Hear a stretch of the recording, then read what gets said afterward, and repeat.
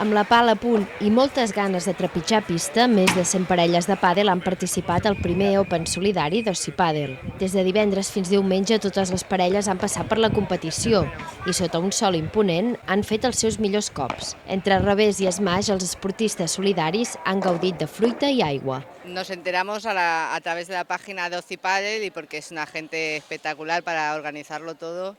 Y la verdad es que valía la pena, era una buena causa. Hola, em dic Aniol. Estic aquí per al meu cosí que està a Nexa. Durant tot el cap de setmana, els més petits també han pogut saltar als inflables, banyar-se a la piscina i disfrutar a l'aire lliure.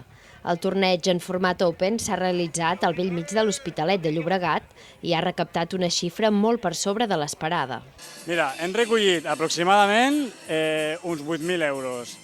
4.000 ha sigut per part de les participants del torneig de pàdel i els altres 4.000 ha sigut donacions de gent particular i privada a nivell d'empresa i sponsors que han volgut participar, com la gent del Nove Reines, per exemple. En total 8.000. Aquests diners van destinats a una aula multisensorial al bressol que Nexa té a Sant Feliu de Llobregat.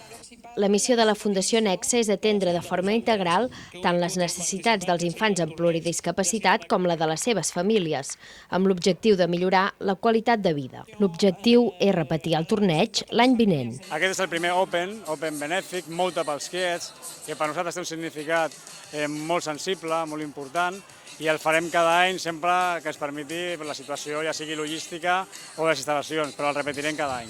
Pel torneig també hi han passat algunes cares conegudes, com la de l'escriptor Màrius Serra i també el regidor d'Esports de l'Hospitalet de Llobregat.